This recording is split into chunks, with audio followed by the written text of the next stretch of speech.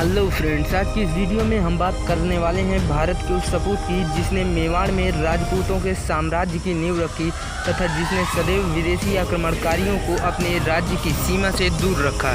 हम बात कर रहे हैं भारत के महान सूरवीर बब्बा रावल के बारे में, जिसके नाम से दुश्मन थर थर काँपता था। बब्बा रावल मेवाड़ी राजवंश के सबसे प्रतापी योद्धा थे। वीरता में इनकी बराबरी भारत का कोई और योद्धा कर ही नहीं सकता था। यही वो शासक एवं योद्धा था जिसके बारे में राजस्थानी लोकगीतों में कहा गया है कि सर्वप्रथम बब्बा रावल ने केसरिया फहराया और तुम्हारे पावन रज को अपने शीश लगाया।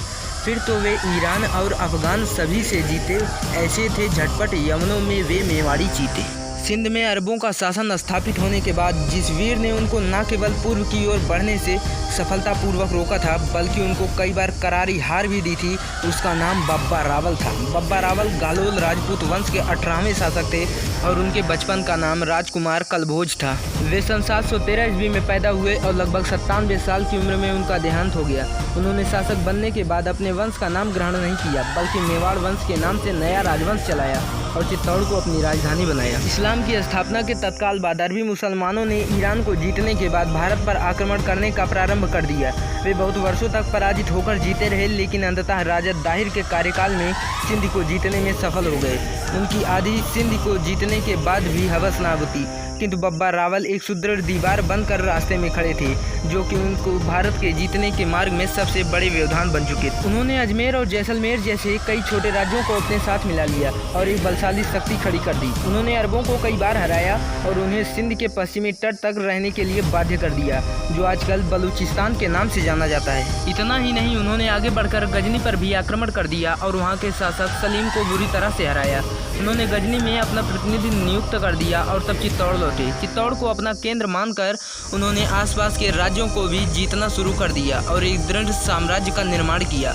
उन्होंने अपने राज्य में गांधार, खुरासान, तुरान और ईरान के कई हिस्सों को भी सम्मिलित कर लिया। बप्पा बहुत ही शक्तिशाली शासक थे। बप्पा का लालन पालन ब्राह्मण परिवार के सानिध्य में हुआ था।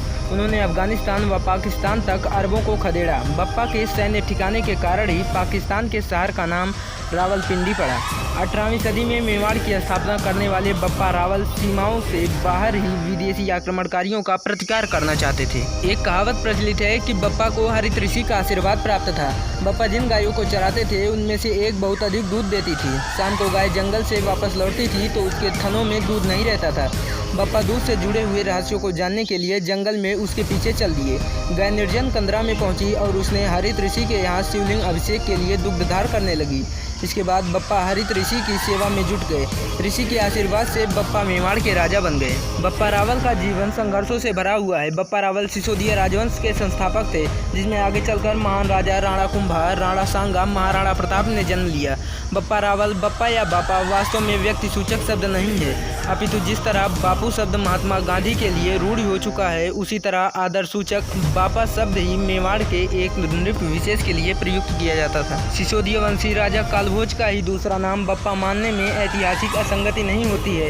इनके प्रजा संरक्षण, देश रक्षण आदि कर्मों से प्रभावित होकर ही संभवतः जनता ने इन्हें बापा पदवी से विभूषित किया था।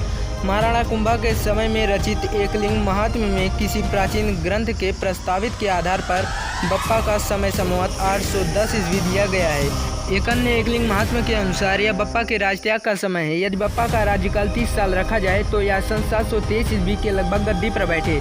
उससे पहले भी इनके वंश के कुछ प्रतापी राजा मेवाड़ में हो चुके थे, किंतु बप्पा का व्यक्तिगत उन सबसे बढ़कर था। चित्तौड़ का मजबूत दुर्ग उस समय मोरी के वंश के राजाओं के हाथों में था।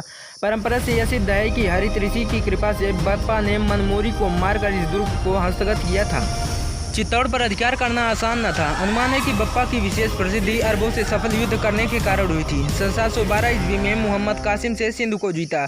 इसके बाद अरबों ने चारों तरफ दावे करने शुरू कर दिए। उन्होंने चौड़ों, मारवों, सैंदलों, कच्छुओं को भी हराया। मारवाड़, मेवाड़ आदि गुजरात सब भूभागों में उनकी सेनाएं छा गई।